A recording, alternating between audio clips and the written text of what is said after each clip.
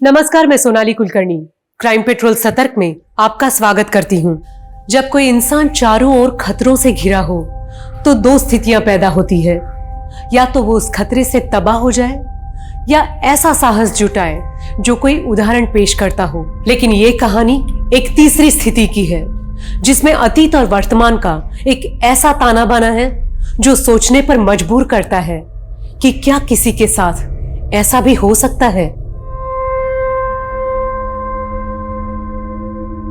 मैं खुद से बहुत बातें करती हूँ, लेकिन लोगों की आवाज बनना चाहती हूँ। इसीलिए मैं अपने ये मोनोलॉग्स रिकॉर्ड करती हूँ। क्या मुझ में भी स्पार्क है?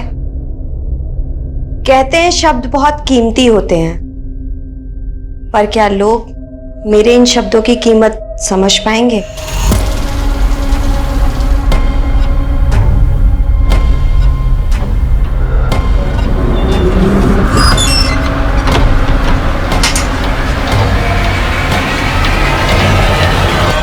Police control room. इस वक्त की सबसे बड़ी खबर राजपुर रोड से आ रही है, जहां पर एटीएम कैश ले जाने वाली वैन को लूट लिया गया है। कहा जा रहा है कि इस वैन में तकरीबन 10 करोड़ रुपए कैश था।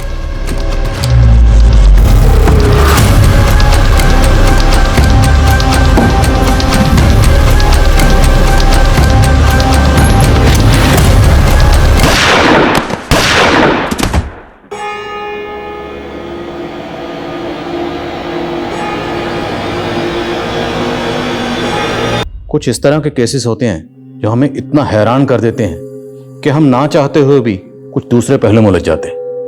हर तहकीकात किसी भी विक्टिम के माजी या अतीत का रुख जरूर करती है। इस केस में हम मल्टीपल एंगल्स पे काम कर रहे थे, पर मुश्किल ये थी कि हम तय नहीं कर पा रहे थे कि हम सही दिशा में हैं या नहीं। हम खुद को चैलेंज कर रहे थे, पर हमारे सामने कुछ ऐसा आने वाला था जो हमारी आंखें खोलने वाला था। कट इट साउंड, ब्रेक के बाद करते हैं। श्योर।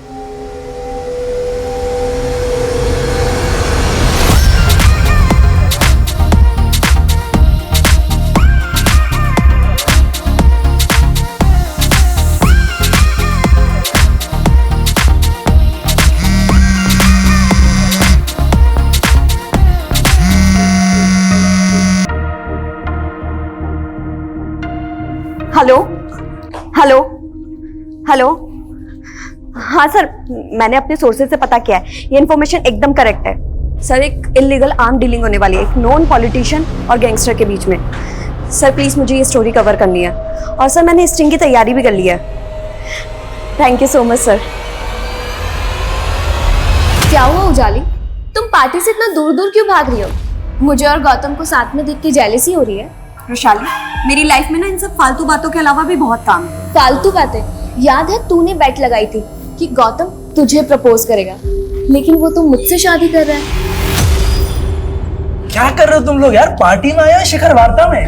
कम ऑन यार, लेट्स हैव सम फन ना। चलो यार। नहीं गौतम, मुझे अर्जेंट काम से जाना है। अरे जाली यार, तुम ऐसे नहीं जा सकती। कम ऑन यार, चलो ना। करण, मैंने बोला ना मुझे अर्जेंट काम से जाना है। I have to go. How rude. इसे क्या हो गया? लीव यार, चलो लेट्स एंजॉय यार।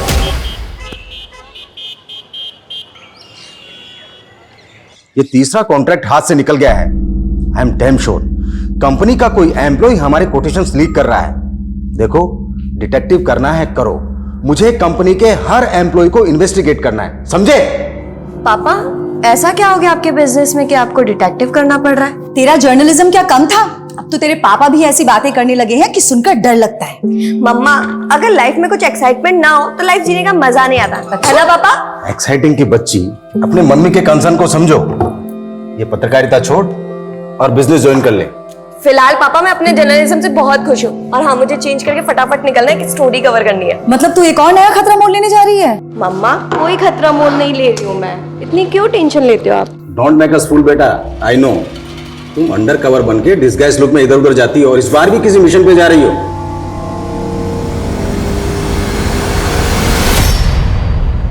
I will expose him. I will expose him. After all, it's a matter of national security. I will expose him. ओ मैडम, क्या कर रही है? खाना बनाने को बोला था, बीरबल की खिचड़ी नहीं। क्या बात कर रही है हाँ? किसी लायक नहीं है तू। ना तू पति के पेट की भूख शांत कर सकती है ना शरीर की। तेरी बीवी के अंदर मकबूल का भूत है।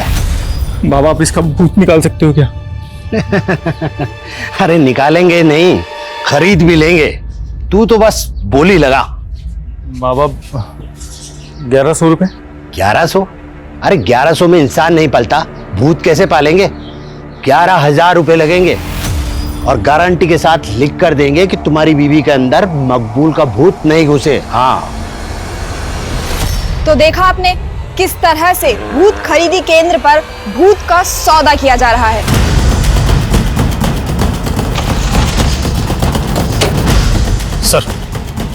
सर कोई इस लड़की को यहाँ अर्थी पे छोड़ गया। पूजा खोलो जरा।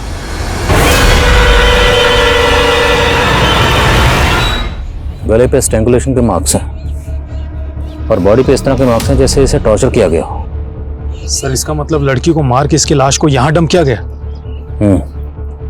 एरिया में जितने भी शमशान हैं सब जगह पता करो, शायद इस लड़की को लीड मिले। Yes sir.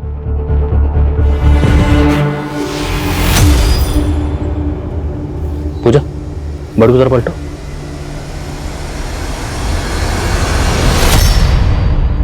तीन साल पुराना न्यूज़पेपर, कौन हो सकती है लड़की?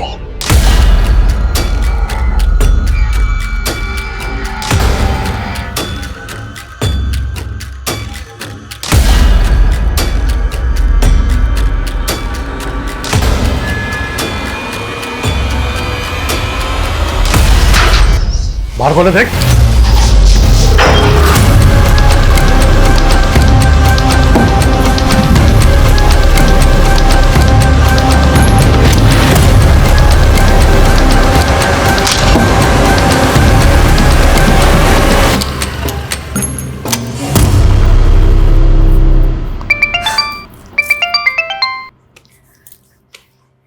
यस बॉस, काम हो गया। मैं अब भी आपको फुटेज सेंड करती हूँ।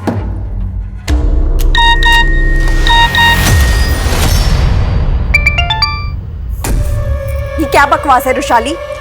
एक्चुअली ना मैंने गौतम के साथ बहुत मेमोरेबल टाइम स्पेंड किया, सोचा तुझे बता दूं। तू मुझे जेलस फील कराने के लिए इतनी हद तक गिर सकती है, ये मैं सोच भी नहीं सकती थी। तू रुक, अभी मैं गौतम को पूरी सच्चाई बताती हूँ कि तू कितनी गिरी हुई लड़की है।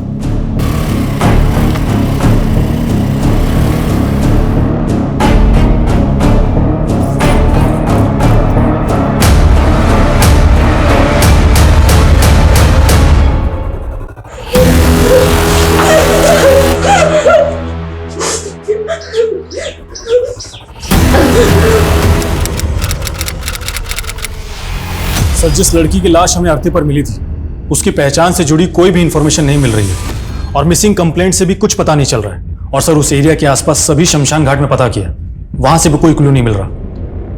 ये नेचुरल डेथ नहीं है। पोस्टमार्टम रिपोर्ट के मुताबिक विक्टिम की मौत गला दबाकर की गई और विक्टिम की बॉडी पर और उसके प्राइवेट पार्ट में एक काम करो, यहाँ कहीं भी अर्थी का सामान मिलता है वहाँ पता करो, शायद कोई लीड मिले।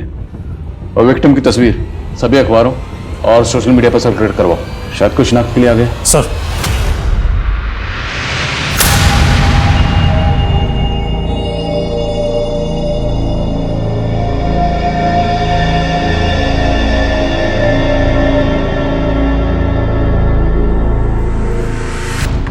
सुनीता, हाँ ये देख, ई न्यूज़पेपर में क्या छपा है? ये अज्ञात लड़की की लाश वाला है। अरे नहीं, ये देख, ये जिंदगी वाला। ये सुरेंद्र श्रीवास्तव नाम का आदमी अपनी बेटी के लिए घर जवाई ढूंढ रहा है। हाँ तो अरे तो मतलब मैं चांस लेके देखूं, हो सकता है मेरी शादी उसकी बेटी से हो जाए। हेलो, कालानगर पुलिस स्टेशन, आप कौन बोल रही हैं? सर मैंने ही आपको फोन किया था। जिस लड़की का फोटो आपने अखबार में छापा था वो हमारी पड़ोसी है, वो अपने पति के साथ यहाँ रहती है, पर कुछ दिनों से उसके घर में ताला लगा है। सर उस लड़की का और उसके पति का नाम क्या है? सर उसके पति का नाम तो बंसी है, पर लड़की का नाम मुझे नहीं पता। वो पिछले महीने उसे शादी करके यहाँ पर लाया था।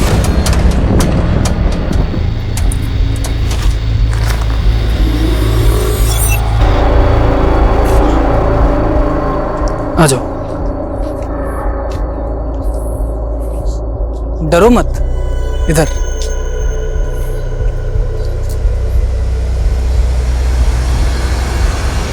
आपके पास उनमें से किसी का फोन नंबर है? जी उसके पति बंसी का नंबर है मेरे पास, पर वो बंद है नंबर। कोई बात नहीं, आप नंबर दीजिए। खुशबू नंबर। अनुज ताला तोड़ो।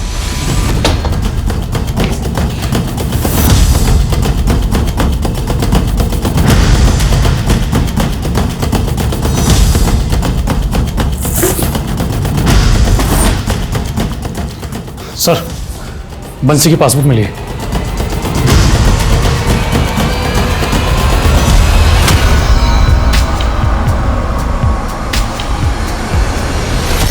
ये दोनों मियां बीवी में रिश्ता कैसा था? क्या बंसी अपनी बीवी को मारता पीटता था? सर उनके रिश्ते के बारे में तो मैं ज्यादा नहीं जानती। सर वो लड़की घर से बाहर ही नहीं निकलती थी, काफी डरी डरी भी रहती थी वो। सर, हमारे माँ बाप काफ़ी पहले ही गुजर गए थे। मेरी बहन सुनीता के अलावा मेरा और कोई नहीं है। बस हम दोनों भाई बहन मिलकर ही पापा का पुश्तैनी बिजनेस संभालते हैं। कितना टर्नओवर है बिजनेस का? करीब 1.5 करोड़। छोटा सा ही बिजनेस है। मैं पैसे से इंसान को नहीं तोलता, मैं खुद करोड़ों का मालिक हूँ, पर मेरी बेटी मेरे लिए सब कुछ है। वो शादी के बाद मुझे छोड़कर नहीं जाना चाहती, इसीलिए मैं उसके लिए घर जमाई ढूंढ रहा हूँ। जी वो सब तो ठीक है, लेकिन आपकी बेटी है कहाँ? अभी बुलाता हूँ। जयंती,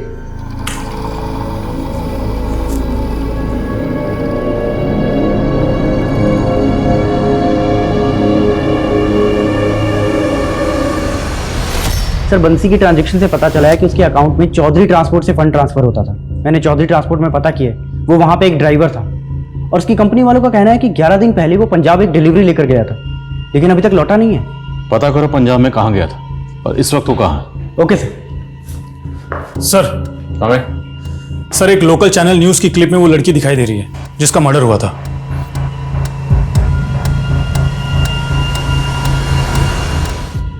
जिस तरह से इस विक्टिम की बॉडी हमें अर्थी पर मिली, कहीं ये किसी उटपटांग तंत्र मंत्र के शिकार तो नहीं हुई?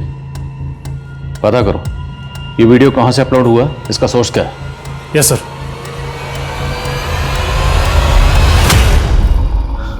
बेटा शादी पक्की करने से पहले मैं तुमको अपने परिवार की एक रस्म के बारे में बताना चाहता हूँ।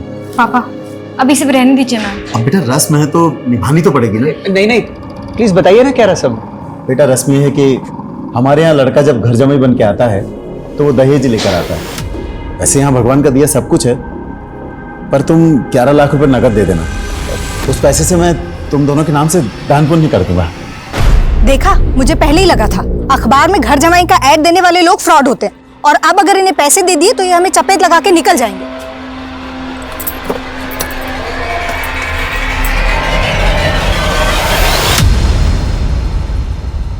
नहीं सर, मैंने किसी को टॉर्चर नहीं किया। यहाँ लोग अपनी श्रद्धा से अपना भूत उतरवाने के लिए आते हैं। जिस लड़की का तूने भूत उतारा था ना, उसका रेप हुआ और कत्ल हुआ। अब सीधा सीधा ये बता कि तेरा इसमें क्या लेना देना, वरना तेरा भूत उतार दूंगा। सर आगे कुछ मत बोलिए। सर ये लड़की 3 महीने पहले यहाँ आई थी, इसका मर्डर हो गया तो मैं क्या कर सकता हूँ सर। ये लड़की यहाँ पर अकेली आई थी? नहीं सर, इसका पति से यहाँ लाया था। पति? अनुज इस आदमी के साथ आई थी? नहीं सर, ये नहीं, कोई दूसरा आदमी था। दूसरा आदमी? हाँ सर। सर आप उस वीडियो में देखिए ना, वो आदमी दिखाई दे रहा है। पक्का यही आदमी इस लड़की को यहाँ लेकर आया था? जी सर। कौन है आदमी, कहाँ रहता है? सर मुझे नहीं पता, यहाँ तो लोग बाग दूर दूर से आते हैं। अब कौन कहाँ रहता है मुझे क्या मालूम।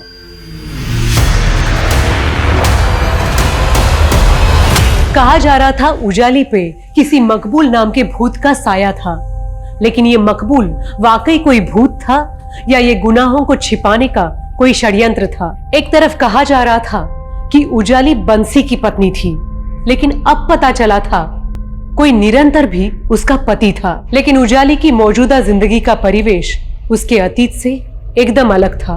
उजाली एक बिजनेस फैमिली से ताल्लुक रखने वाली एक पढ़ी लिखी लड़की थी जो 3 साल पहले तक मीडिया से जुड़ी थी, लेकिन उसका अतीत कई चौंकाने वाले कड़ियों से जुड़ा था, जिसका एक पहलू उजाली की दोस्त रुशाली का मर्डर था।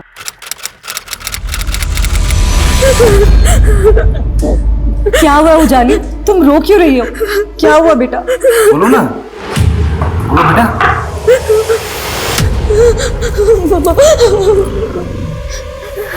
ले चलो इसे। कहाँ ले जा रहे उसे? नहीं उजाली, पापा मैंने कुछ नहीं किया पापा। सुनिए तो सही, फ्रेंड वैशाली का मर्डर किया है तुमने। नहीं पापा मैंने कोई मर्डर नहीं किया पापा। वैशाली के घर के बाहर सीसीटीवी में कैप्चर हुई थी तुम। तुम्हारे कपड़ों पर खून लगा हुआ था। मर्डर करके भागी थी वहां से। मारो गाड़ी में से। नहीं पापा मैंने कोई मर्डर नहीं किया पापा, प्लीज नहीं पापा। उजाली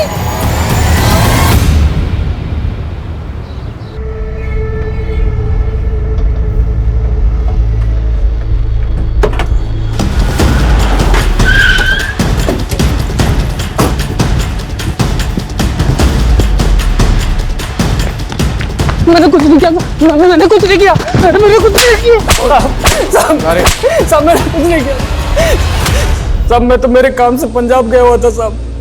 वहाँ अखबार में देखा कि मेरी बीवी का यहाँ पे मर्डर हो गया, तो मैं डर गया था साहब। सब पता है हमें। तो एक लंबे अरसे से अपनी बीवी को फिजिकली और सेक्सुअली अब्यूज कर रहा था। तूने उसको नहीं साहब, हमारे तो शादी के बाद भी शारीरिक संबंध नहीं बने थे साहब।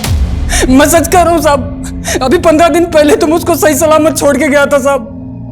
पूजा, मुझे पंजाब से वापस लौटने में 6-7 दिन लग जाएंगे। तुम ध्यान रखना अपना। हाँ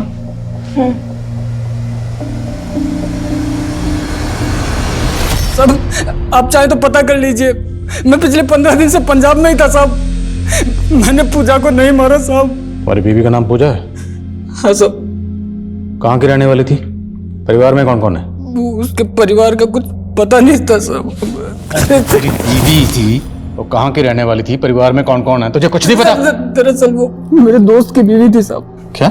हाँ साहब, उसका पहला पति उसको बहुत मारता था साहब। 1000 रुपए खर्च किए तुझे मैंने, लेकिन तू वैसी की वैसी नहीं। अभी मैं उतारता हूँ तेरा। ये क्या कर रहा है निरंतर? वो मेरी बीवी है बे। तू कौन होता है बे बीच में बोलने वाला? हो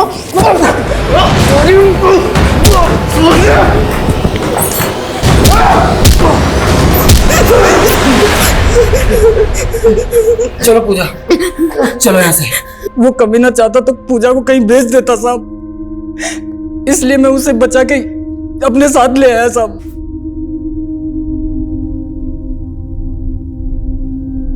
पानी, डरो मत पूजा। मैं तुम्हें तुम्हारे परिवार के पास पहुंचा दूंगा। बताओ, कहाँ रहता है तुम्हारा परिवार?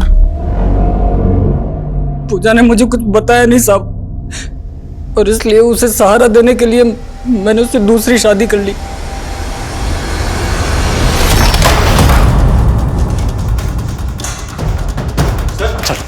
चल हुआ क्या सर? लेके जाओ सर। नहीं बात तो सुनो सर।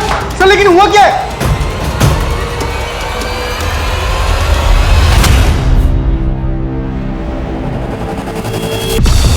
साहब वो बंसी झूठ बोल रहा है साहब।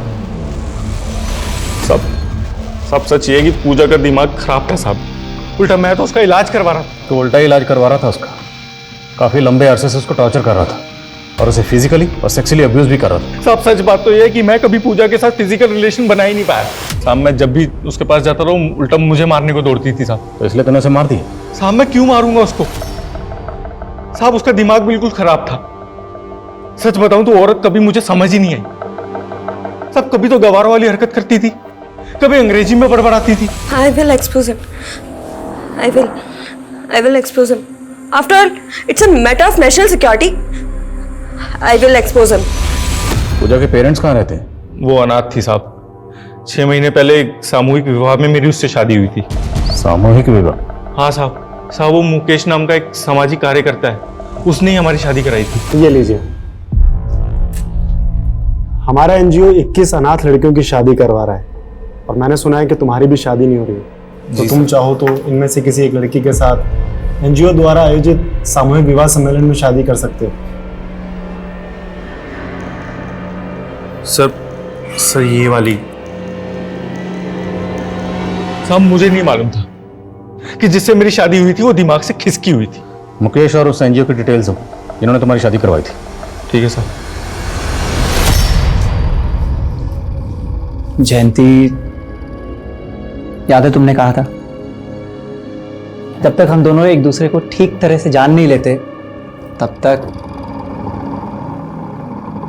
किसी को जानने के लिए उसके करीब आना जरूरी होता है।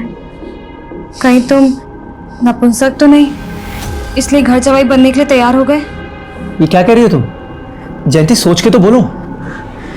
अगर ऐसा नहीं है तो फिर दिखाओ ना, दिखाओ मुझे अपनी मुंडाई। जयंती, लेकिन सर कहीं से भी ये पता नहीं चल रहा है कि उन्होंने वो अर्थी कहाँ से खरीदी होगी जिस पे पूजा की लाश मिली थी।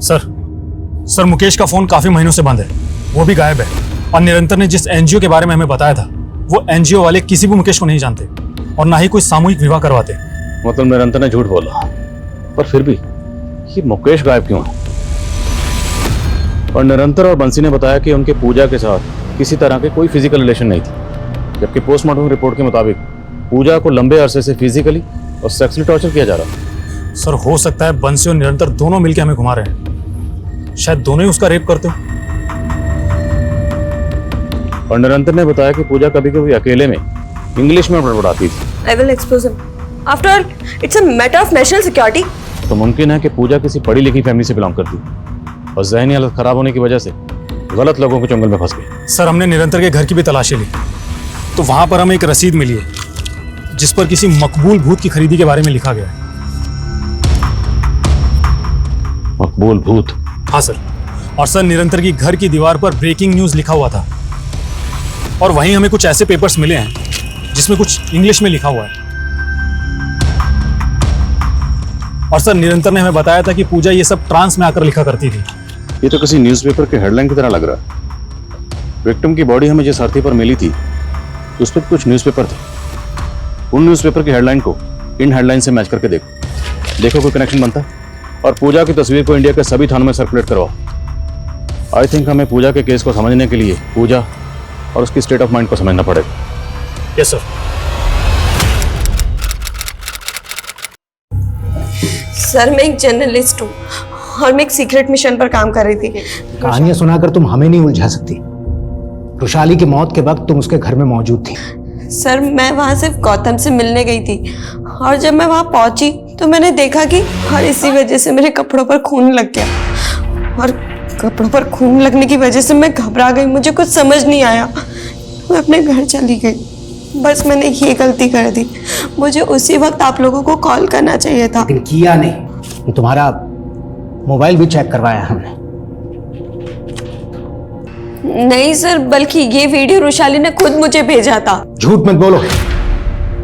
तुम्हारे खिलाफ गौतम ने भी स्टेटमेंट दिया है। सर एक बार पहले उजाली ने मुझे प्रपोज किया था, लेकिन मैंने उसे क्लियर कर दिया था कि मैं रुशाली से प्यार करता हूँ। इसी जेलसी के चलते तुमने रुशाली का मर्डर? नहीं सर, ट्रस्ट में मैंने किसी को नहीं मारा है, मैंने किसी का खून नहीं किया है सर। बेटा एनजीओ तो क्या, तो जिस मोहल्ले में रहता है ना, वहां भी आज तक कोई सामूहिक विवाह नहीं हुआ है। पूजा को कहां से लाया था बोल? सब मुकेश लाया था पूजा को मेरे पास। कहां से लाया था? साहब 51,000 रुपए में खरीदा था मैंने मुकेश से पूजा को साहब, लेकिन मेरी कोई गलत मंशा नहीं थी साहब। मेरी शादी नहीं हो रही थी और मुझे अपना घर संभालने के लिए एक औरत चाहिए थी। तो ये मकबूल कौन है? साहब वही तो वो भूत है जो पूजा में घुसा था। निरंतर और चिराग बाबा मकबूल को भूत बता रहे हैं। तो जब पूजा तुम्हारे साथ रह रही थी, पूजा ने कभी भी तुम्हारे सामने इस मकबूल का जिक्र किया था? मकबूल? नहीं सर, लेकिन अक्सर वो नींद में बहुत बेचैन हो जाती थी सर। नहीं छोड़ो, नहीं नहीं छोड़ो मुझे, छोड़ो पूजा, पूजा क्या हुआ? पूजा नींद में यासिर का नाम बड़बड़ाती थी, तो आपने कभी किसी यासिर को पूजा के साथ देखा था? मुझे नहीं पता ये यासिर और मकबूल कौन है, लेकिन कुछ तो बहुत बुरा हुआ था सर पूजा के साथ, जिससे उसकी दिमागी हालत इतनी बिगड़ गई। मकबूल और यासिर ये दोनों कौन हैं, कहाँ के रहने वाले हैं, कोई नहीं जानता, और ना ही इन दोनों को किसी ने देखा। और अभी तक की तहकीकात के मुताबिक मुकेश ही वो आखिरी शख्स है जो पूजा को यहाँ लाया था। तो मुकेश के कॉल रिकॉर्ड चेक करो, और चेक करो कि उसमें मकबूल और यासिर का कोई नंबर मिलता है। Yes sir.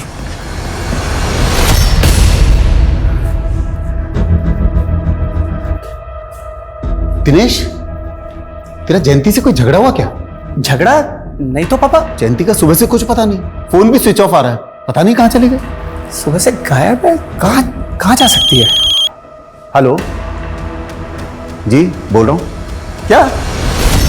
नहीं, देखो तुम मेरी बेटी को, मेरे पास इतना रुपए नहीं है भाई। हेलो हेलो पापा कौन था ये? बेटा किसी ने जयंती को किडनैप कर लिया है और फिरौती में 5 करोड़ रुपए मांग रहा है। What? पापा हमें तुरंत पुलिस को इन्फॉर्म करना चाहिए। आइए नहीं, नहीं पापा। उसने धमकी दी है कि अगर हमने ऐसा किया तो जयंती को। क्या करूं? कितना भी जोर लगा लूं पर 2 करोड़ से ज्यादा का इंतजाम नहीं कर सकता मैं। तू कुछ करना बेटा। पापा मैं इतने पैसे। बीवी है वो तेरी, अरे अपनी बीवी के लिए इतना नहीं कर सकता? किडनैपर ने हमें केवल 24 घंटे की मोहलत दी है बेटा। पापा आप फिक्र मत कीजिए, मैं कुछ करता हूं। सर, मुकेश के सीडीआर में किसी यासिर और मकबूल का नंबर नहीं मिला है, बल्कि उसके सीडीआर में कई फेक आईडीज के नंबर्स हैं। अगर मुकेश ने पूजा को किसी को बेचा था तो जाहिर है वो सेक्स रैकेट और ह्यूमन ट्रैफिकिंग से भी जुड़ा होगा। एक काम करो, एरिया के जितने भी ब्रोथल सब जगह चेक करो और ह्यूमन ट्रैफिकिंग से जुड़ा केसेस स्टडी करो। शायद इस मुकेश को लीड मिले। Yes sir. सर हमें सर कानपुर पुलिस से पूजा की एक इन्फॉर्मेशन मिली। उनका कहना है कि ये लड़की पूजा नहीं बल्कि उजाली नाम की एक जर्नलिस्ट थी सर, जो किसी रुशाली नाम की लड़की के मर्डर केस में प्राइम सस्पेक्ट भी थी। और सर ये उजाली उस मर्डर केस में बेल पर थी, जिसके बाद से वो फरार है। तब से कानपुर पुलिस इसकी तलाश कर रही है। तो मतलब हमारे केस की विक्टिम मर्डर केस की सस्पेक्ट थी।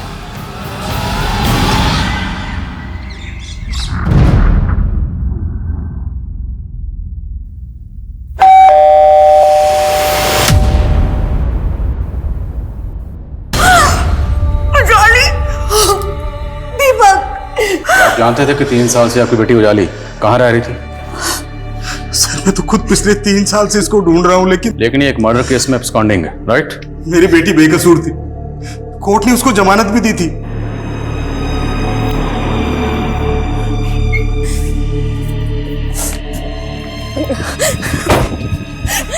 जमानत पर बाहर आने के बाद उसको किसी ने अगवा कर लिया था सर। किसने अगवा किया?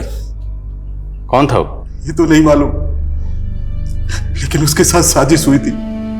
हमने उसकी मिसिंग कंप्लेंट भी पुलिस में लिखवाने की कोशिश की थी सर, लेकिन पुलिस ने हमारी कंप्लेंट तक दर्ज नहीं की, उल्टा उस पर फरार अपराधी का टैग लगा दिया सर। कहीं ऐसा तो नहीं कि मर्डर चार्जेस से बचाने के लिए आपने खुद ही अपनी बेटी को कहीं भेज दिया छुपने के लिए? नहीं सर, मैं तो पिछले 3 साल से उसकी तलाश में था। मैंने सपने में भी नहीं सोचा था कि एक दिन उसकी मौत की खबर सुनने को मिलेगी। आपकी बेटी उजाली पूजा बनकर कोटा में इन लोगों के साथ में रह रही थी। इनमें से किसी को जानते हैं आप? नहीं। उजाली मर्डर केस अब 3 साल पहले हुए। उजाली ने 3 साल पहले रुशाली का मर्डर किया था या नहीं, इसके साथ पुलिस को यह भी पता करना था कि उजाली की जिंदगी में मुकेश, निरंतर और बंसी कैसे आए और मकबूल और यासिर कौन थे। आखिर उजाली का उनसे क्या वास्ता था।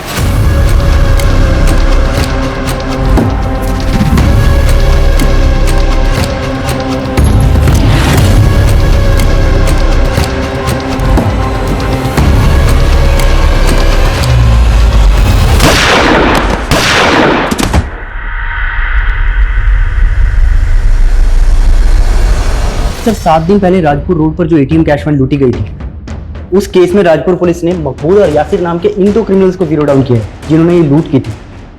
सर हमारे केस में भी तो मकबूल और यासिर यही दोनों नाम सामने आए और अब राजपुर पुलिस इन दोनों को ढूंढ रही है।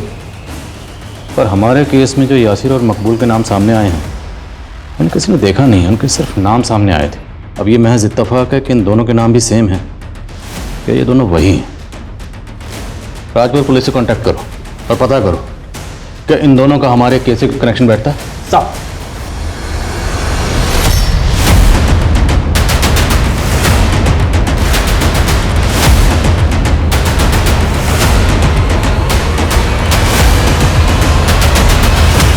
सर, रुशाली मर्डर केस में रुशाली के जिन दोस्तों के स्टेटमेंट लिए गए थे और सर उजाली जब बेल पर रिहा हुई थी तो उसने लास्ट कॉल किसी करण नाम के लड़के को किया था और सर करण ने कानपुर पुलिस को काफी हैरान करने वाले स्टेटमेंट दिए थे। उजाली ने जब मुझे लास्ट टाइम कॉल किया तो उसने मुझसे फेवर मांगा था। उसने मुझसे कहा कि मैं अपने क्रेडिट कार्ड से उसके बैंगलोर जाने के लिए फ़्लाइट की टिकट बुक कर दूं। लेकिन सर ऐसा करके मैं फंसना नहीं चाहता था, इसलिए फिर मैंने कोई टिकट बुक ही नहीं की। करण के स्टेटमेंट के बाद कानपुर पुलिस ने उजाली को बैंगलोर में भी ढूंढने की कोशिश की थी। सस्पेक्ट तो वैशाली का मंगेतर गौतम भी था। अब चूंकि उजाली कहीं गायब होगी तो सारा शक उसी पे आ गया और गौतम को मिल गई क्लीन चिट। तो सर उजाली को गायब करने में गौतम का भी हाथ हो सकता है? मुमकिन है, या ये भी मुमकिन है कि उजाली खुद ही कहीं गायब हो गई और वो पागलपन वो सिर्फ महज उसका एक ड्रामा। आई थिंक हमें वैशाली मर्डर केस से जुड़े लोगों को भी इन्वेस्टिगेट करना चाहिए। हो सकता है उन्हीं में से किसी ने उजाली को गायब किया और उसका मर्डर भी कर दिया। नेताजी, वो जर्नलिस्ट उजाली, उसके मर्डर केस वाली पुलिस अब वैशाली मर्डर केस में दिलचस्पी ले रही है। कहीं ऐसा ना हो कि वो उजाली का लिंक ढूंढते ढूंढते हम तक पहुंच जाए। सर उजाली 3 साल से गायब थी। अब अगर उसकी लाश मिली है तो इसका मतलब ये तो नहीं कि उसने वैशाली का मर्डर नहीं किया होगा। एक बात बताओ, दोनों लिव इन रिलेशनशिप में थे ना? हाँ सर।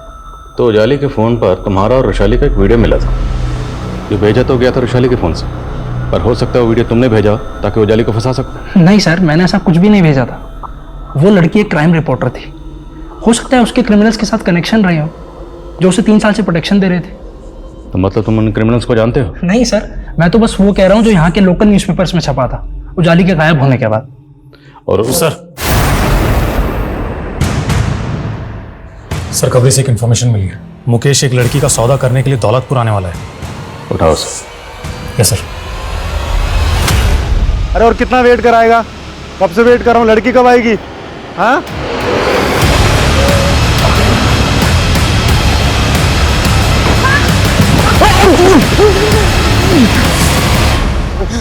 सब मैं सब कुछ बताता हूँ साहब। सब मैं मानता हूँ कि मैंने उस लड़की को निरंतर को बेचा था, लेकिन साहब मैंने उसको मारा नहीं साहब, मैं सच कहता हूँ। अब ये बता कि लड़की तेरे हाथ कैसे लगी थी? उस लड़की को मैंने 2 क्रिमिनल से खरीदा था। क्या यही दोनों मकबूल और यासिर है? हाँ साहब, यही दोनों है। ये दोनों कहाँ मिले और उजाली इनके हाथ कैसे लगी? बोल। मैं कुछ नहीं जानता हूँ साहब, इसके अलावा मैं कुछ नहीं जानता हूँ, मैं सच कहता हूँ साहब। हेलो,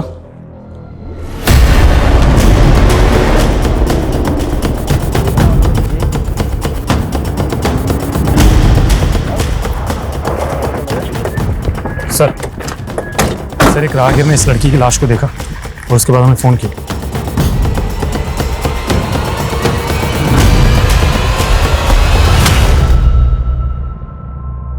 ठीक है, फिर भी आसपास चेक करो, कोई सीसीटीवी है क्या? और बॉडी को पोस्टमार्टम के लिए भेजो। Yes sir. सर ये पर्स मिला है, इसी लड़की का है। पर्स में आधार कार्ड, ATM कार्ड और कैश भी है। ज्वेलरी भी इंटैक्ट है, कैश नहीं लूटा गया, तो मतलब मकसद लूटपाट तो नहीं हो सकता। नाम क्या है? शांति श्रीवास्तव। फैमिली से कांटेक्ट करो। सब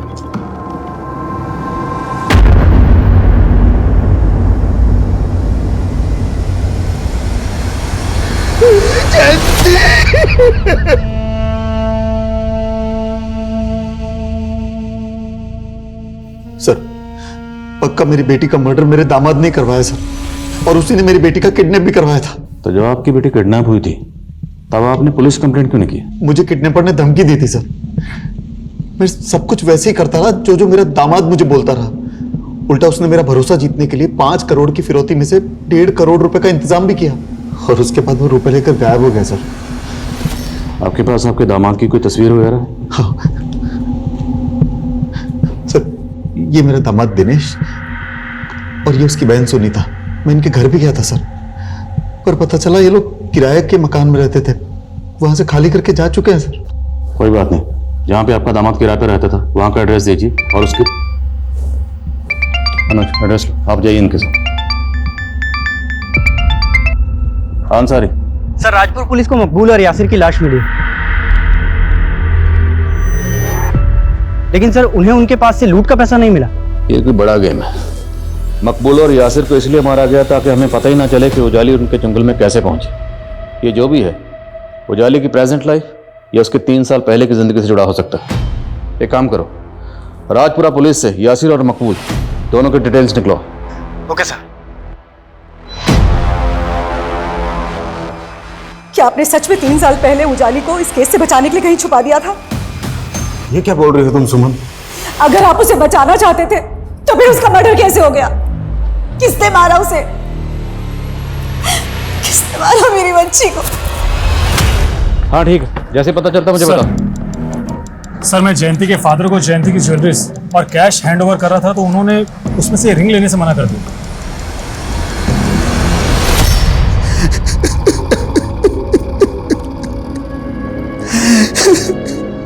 ये बाकी सब तो जयंती का है सर, पर ये तांबे की अंगूठी जयंती की नहीं है सर। लेकिन ये अंगूठी तो आपकी बेटी की उंगली पर ही मिली है। पर जयंती तांबा पहनती नहीं थी, उसे ज्योतिषी ने मना किया था। अगर जयंती तांबे की रिंग नहीं पहनती थी तो फिर ये तांबे की रिंग उसकी उंगली में कैसे आई?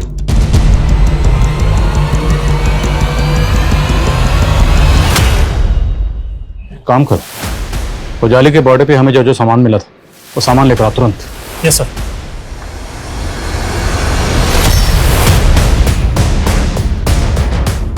Exactly same. अब क्या ये महज इत्तेफाक है कि दोनों विक्टिम्स ने सेम अंगूठियां पहनी हुई थी, या फिर इन दोनों केसेस की कहानियां इन दोनों अंगूठियों में कहीं छुपी हुई हैं? तो मतलब जयंती और उजाली का केसेस आपस में कनेक्टेड है और पूरे चांसेस हैं कि दोनों का कातिल कोई एक ही है। दिनेश और सुनीता की लीड? सर फिलहाल तो उन दोनों के बारे में कुछ भी पता नहीं चल रहा है। जितनी जल्दी हो सके पता करो, और ये भी पता करो क्या उजाली का इन दोनों से कोई कनेक्शन था।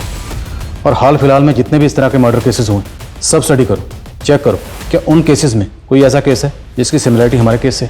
Okay sir.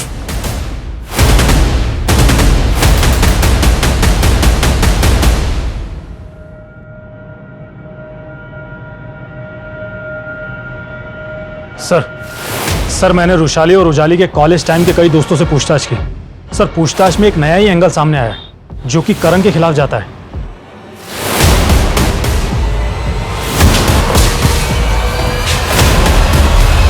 सर देखिए, मैंने जो आपको पहले बताया था मैं अब भी वही कहूंगा।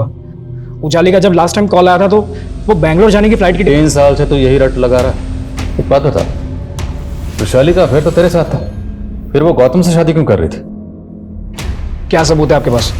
और आप लोग इस तरह से मुझे देखिए सर, आप जानते नहीं मेरे पापा कौन है। मेरे पापा की पूरी पोल हम खोल चुके हैं, सब पता है किस तरह का धंधे करते हैं वो। दूसरों की जमीन हड़पने के लिए मकबूल और यासिर जैसे गुंडों का सहारा लेते हैं।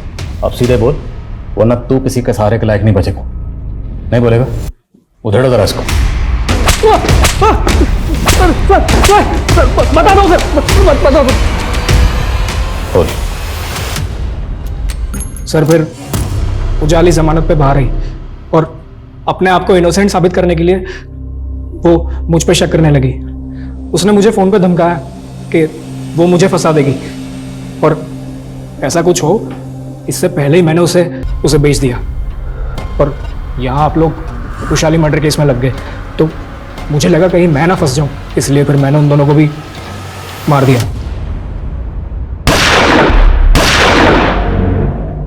मैं मानता हूं कि मैंने रुशाली को मारा था, पर उजाली 3 साल से कहाँ है मुझे नहीं पता। मैंने नहीं मारा उसे सर, यकीन कीजिए सर, मैंने नहीं मारा उसे। सर मुझे 3 अलग अलग एरिया के 3 मर्डर केसेस के बारे में पता चला, जिसमें विक्टिम की उंगली पर ठीक वैसे ही तांबे की अंगूठी मिली थी और सभी औरतें थीं और सबको गला दबाकर मारा गया था। और तीनों केसेस में क्रिमिनल की लीड? हाँ सर एक विक्टिम को मर्डर से पहले एक लड़के के साथ में देखा गया था, उसका स्केच भी बना था। सर आज तक इस लड़की की पहचान नहीं हो पाई है। सर ये दिनेश और सुनीता तो बहुत पहुंची चीज निकले सर। सर ये दोनों भाई बहन नहीं है बल्कि पति पत्नी हैं, और इन्होंने कई शहरों में कई फ्रॉड किए हैं सर। दिल्ली, गुजरात और एमपी की पुलिस इन्हें कई सालों से ढूंढ रही है। देखा स्वीराज, कैसे 11 लाख देके मैंने करोड़ों अंदर कर रही है। सो अब क्या प्लान है? जाने मन अगला प्लान ये है कि इस बार मैंने शादी की थी, अगला बकरा किसी लड़के को बना के उससे तुम शादी कर लेना। क्यों?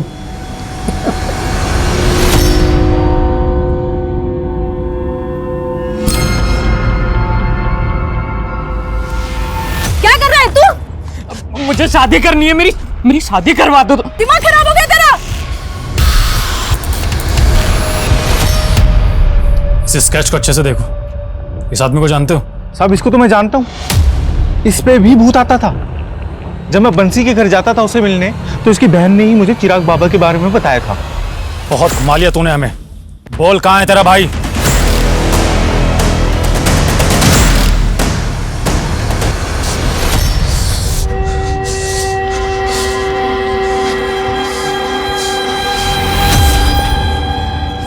मैंने किसी को नहीं मारा साहब, वो मेरे बाप ने इन सब का मर्डर किया। कम से कम मरने के बाद तो अपने बाप को सुकून से रहने दे। नहीं साहब, वो मेरा बाप मरा नहीं है कमीना, उसका भूत है ना साहब, वो मेरे अंदर आता है रोजाना, बोलता है कि मैं ना खा रहा हूं, निकम्मा हूं और कोई लड़की मुझसे शादी नहीं करेगी साहब। हाँ, और मैं जब भी किसी लड़की को पसंद करता हूं ना साहब, मार देता है। वो पूजा है ना साहब, उसको भी मेरे बाप के भूत ने मार दिया। तूने बताया नहीं ना मुझसे शादी कब करने वाली है? तूने पूजा की लाश को अर्थी पर क्यों रखा था? मैंने जब उसको मारा था ना साहब, तो वहां एक अर्थी पड़ी थी, लावारिस। हाँ, तो मैंने बांध दिया साहब, सोचा कि मुक्ति मिल जाएगी उसको, बस ऐसे ही। और जानती उसको क्यों मारा? उसके बाप ने इश्तेहार दिया था शादी का, और जब मैं पहुंचा ना वहां पे तो शादी हो चुकी थी साहब। फिर मैंने एक दिन देखा कि उसका जो पति है ना साहब, वो उसको है ना कार से बीच रास्ते में छोड़ करके भाग गया था।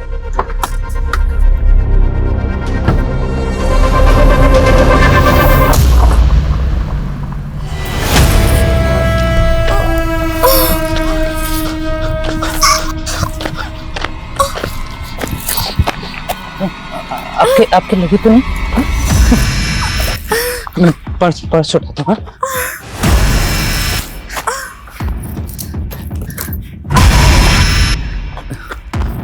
पति था ना तुम्हारा? हाँ? एक काम करो, तुम उसे छोड़ दो। हाँ, मुझसे शादी कर लो। हाँ, मुझसे शादी कर लो ना। क्या बोल रहे हो आप? ना मेरी शादी करवा दो, फिर कोई नहीं मरेगा। शादी नहीं, तेरी बर्बादी होगी। और चिंता मत कर, इस जेल से अब तुझे कभी मुक्ति नहीं मिलेगी, यही सड़ेगा जिंदगी भर।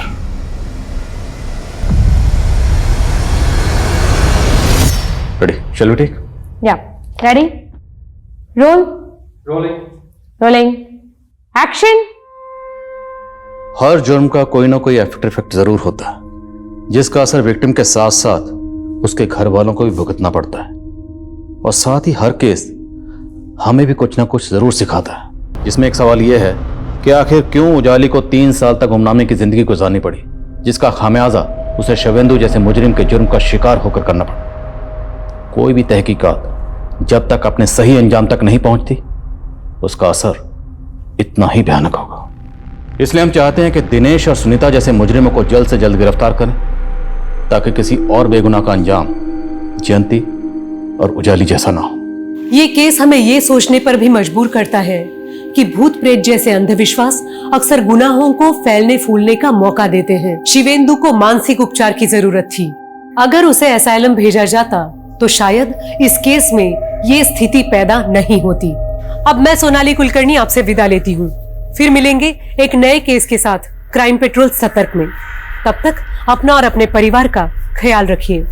आप जानते हैं हम सब एक मुश्किल दौर से गुजर रहे हैं। कृपया मास्क पहने, सैनिटाइजर का इस्तेमाल करें और उचित दूरी बनाए रखें। देखते रहिए क्राइम पेट्रोल सतर्क। जय हिंद।